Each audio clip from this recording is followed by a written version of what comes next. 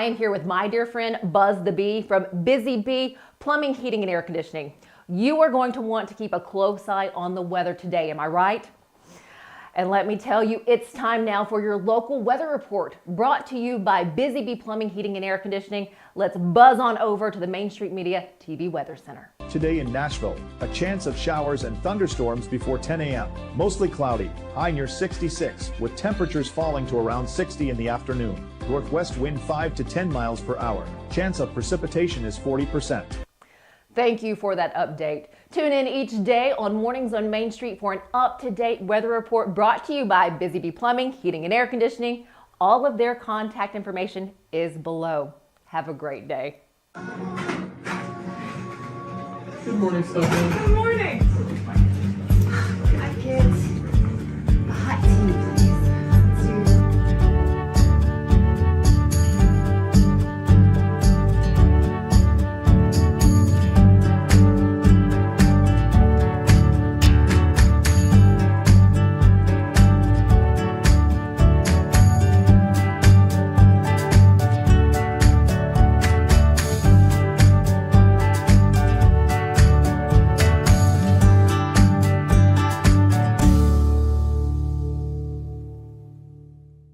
Good Mornings on Main Street. I'm your host, Stefanie Miller. Thanks for joining us. We hope you had a great weekend. Veteran storytellers will soon take the stage at TPAC, transforming their personal experiences of service, sacrifice, and resilience into powerful narratives. Today, we have a segment for you from Taste of Nashville that highlights the upcoming performance, Scars to Scripts, and the organization helping to bring these stories to life in order to help wounded veterans. Then later on in the show, what you can experience when you visit the Votes for Women's Room at the Nashville Public Library. Though today is the last day of Women's History Month, this exhibit is a permanent one, so you can visit at any time and explore a range of topics surrounding democracy, political movements, and women's role in history. But first this morning, let's get a check of our headlines. Hello, here's the latest news and weather from Main Street Media TV. Liz Henley, a flight nurse practitioner for Vanderbilt Life Flight, has been honored with the L. Gail Allen President's Leadership Award at the Tennessee Ambulance Service Association's annual Midwinter Conference. Eligible full-time educators from Murfreesboro City Schools will receive a $2,000 one-time bonus from the state in the next fiscal year, starting July 1, 2025, following a 4-to-1 board vote.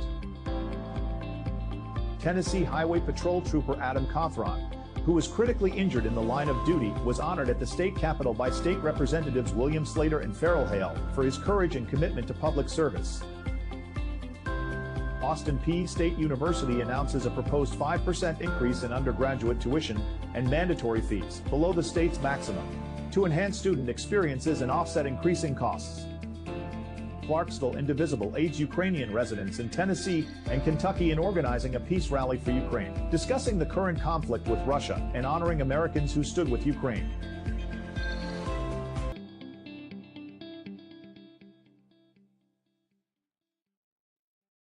So Busy Bee is a very close-knit family.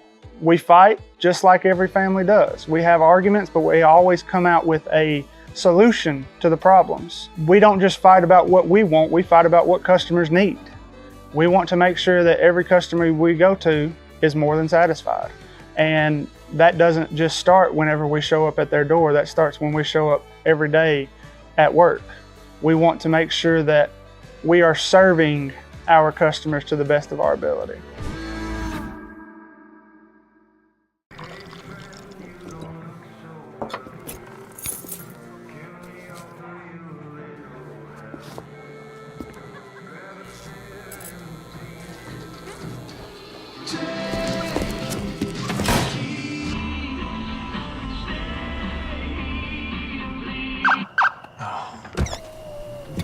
You're seeing the signs too, right? What signs? Welcome back. Empowering wounded veterans to heal through the arts and music is the mission for the nonprofit Creative Vets. And you have the opportunity to help with this mission just by filling the seats at TPAC on April 13th for the screenwriting program, a groundbreaking screenwriting program by Creative Vets. It's called Scars to Scripts. Devin O'Day and John Dwyer have more for us this morning. Welcome back, everybody. It's Taste of Nashville. I'm Devin O'Day. I'm John Dwyer, and I went deep into the closet for this one. Snappy dresser. This is my official Jobs for America's Graduates JAG Tennessee blazer, the nonprofit I run. We took some students, state officers to Washington, D.C., and there's students from all around the country, and we did this a few years ago, and everybody was wearing navy, which is great. You could use that a lot, but we couldn't find our students. Yeah. So we went, maybe we'll put them in orange blazers. And so I happened to, I wanted to be part of the group. So anyway, I thought maybe I'd just promote, and it's spring and it's That's right. So and it's March Madness and the Vols and everything. So I'm just trying to play to a lot of masters here. And it's on the color wheel opposite blue. So we got our blue and orange going on. And people ask us all the time, when you leave media, you want a job in media, we both went into nonprofit. You went into JAG. I did. And I went into the Mustang Heritage Foundation.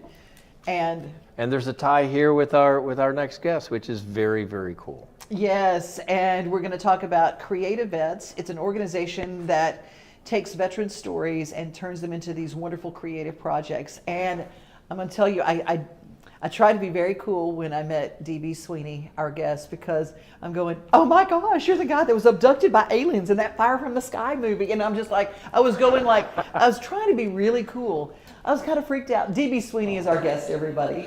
Thank you for having me. Really appreciate it. How often do you get that? Do you? More often it's that ice skating movie I did where everybody runs around and says toe pick. So, but it's always nice to be remembered. Actually, just last week, a French company re-released Fire in the Sky on a new upmastered Blu-ray. So it's kind of fun to have these older movies that people are still appreciating and watching. So I'm grateful for that.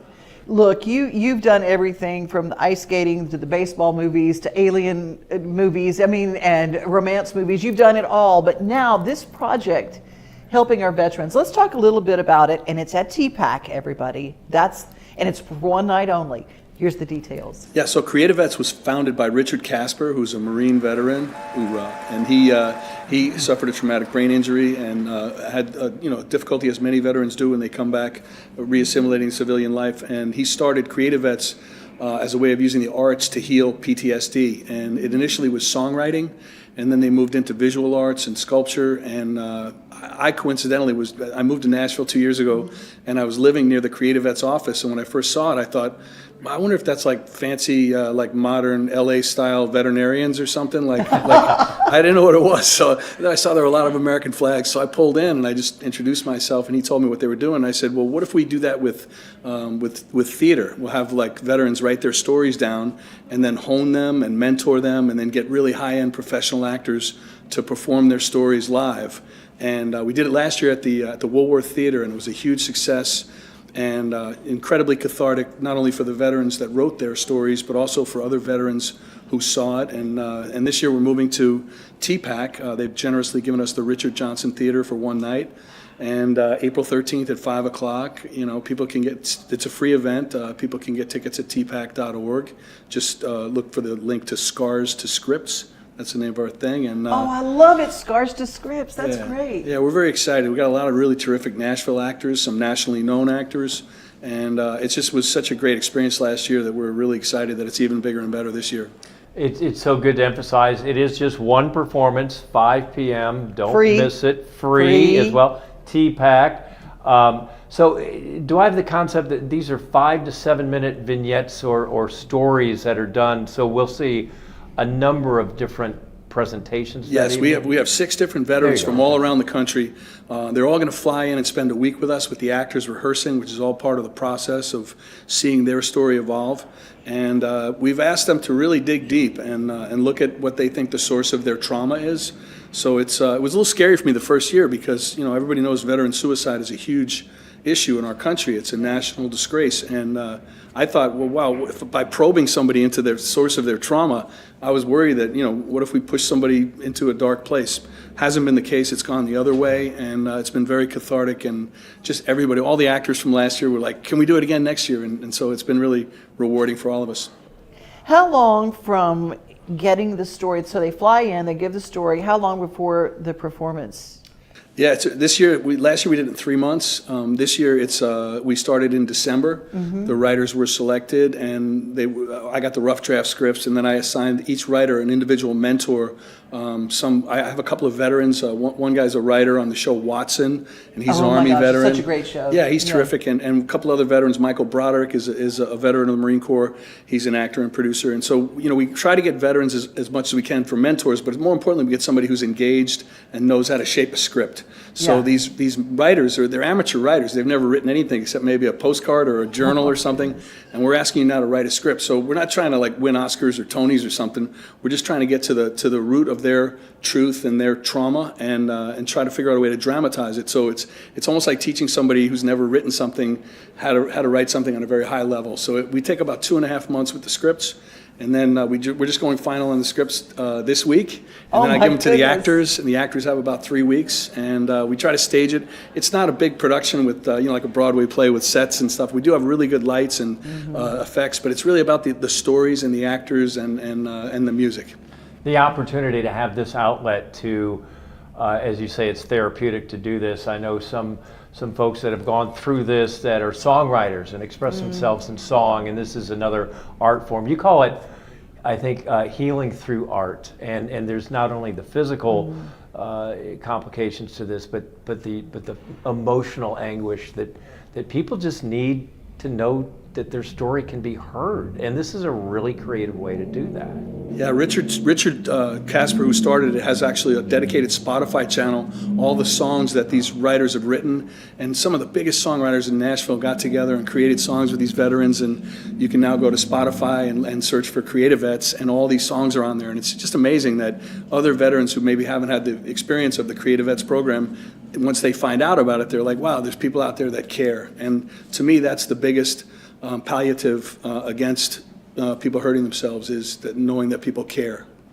What is the connection with the Gary Sinise Foundation? We all know that Gary Sinise Foundation relocated to Franklin, Tennessee, so they're a Middle Tennessee entity. What is your connection with them? Yeah, Gary's an old friend, and when he started the foundation, he asked me to come aboard as an ambassador, and so I've been doing that for a long time.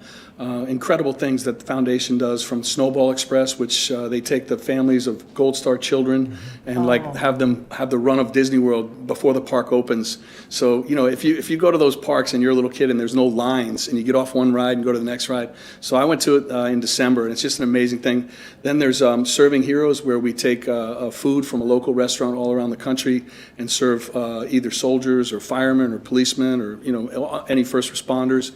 And then we also build assisted living houses. I mean, not assisted living, but functional houses for people who have disabilities, and they're given mortgage-free to veterans and their families. Oh, wow. So we've done over, Gary's foundation, I don't directly work on that end of it, over 175 houses, I think, at this point, given mortgage-free. So it's a great foundation. Gary's a great American, and Richard Casper starting Creative Vets. I'm just proud to be associated with these people.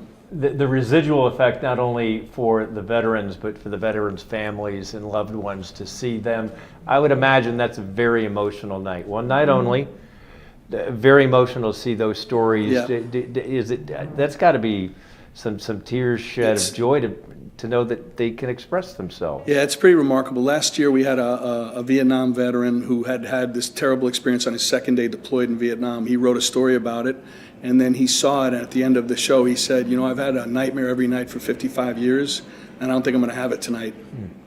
So that gets you going. Power of healing through art. And I can tell your heart, because I saw the tears, and that's just it. It's the thing. That's why you do what you do. And if you are watching today and you want to be part of something important, if you want to donate to something important, we've given quite a few things right here: Creative Vets and the Gary Sinise Foundation. But most important is your presence that night to support these veterans as they go through what they go through. And it's Scars for Scripts. It's going to be at TPAC, tpac.org, to get more information, right? That's right, yeah, and it's April 13th at 5 o'clock. And please, it's free, so if you don't intend to go, don't book a seat, because then we'll have an empty seat. So we love everybody to come, but please encourage your friends who want to come and see it. It'll be a great night. But do book your free seat ahead of going. Make sure that you've got a seat. Thank you, guys. That was a great segment. Stick with us. We'll be right back. Step into the Lionel retail store at Opry Mills, Nashville, and you'll be captivated by all the magic of the 123-year history of Lionel trains. Whether you're already a train enthusiast or just getting started, Lionel will energize your love for trains. NASCAR fan? Come check out your local Lionel station to learn all there is to know about model trains and die-cast NASCAR collectibles. Visit nashville.lionel.com or call 615-455-9399. At Delta Dental of Tennessee, we know our success begins and ends with providing superior quality service, and that includes serving those who need it most. This year, we're celebrating 25 years of giving back to the community we call home. Delta Dental, along with our Smile 180 Foundation, supports Tennessee's dental colleges and oral health education, children's hospitals, free and reduced cost dental clinics, and other like-minded charities. Here's to the next 25 plus years of ensuring healthy smiles. Welcome back. We all have the chance to continue our dive into the role women have played in our history by visiting the Nashville Public Library's Vote for Women's Room. Andrea Fanta shares more on the room and the experience. So this is the very special Votes for Women room here at Nashville Public Library at the main library on Church Street, right in the heart of where some of the most dramatic history about the 19th Amendment and Votes for Women unfolded here in Nashville. So a lot of people know how dramatic this story was here in Nashville. And when I say dramatic, ratification came down to one state and then it came down to one vote.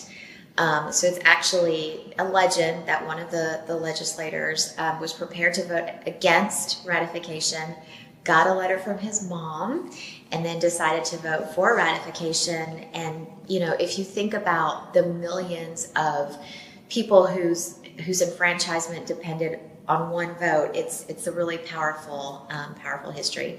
You know, a lot of people also know about this room, but we can always do more to let more people know about this room. And so this room is an open invitation to Nashville, to women of all experiences and all backgrounds, and also men of all experiences and all backgrounds.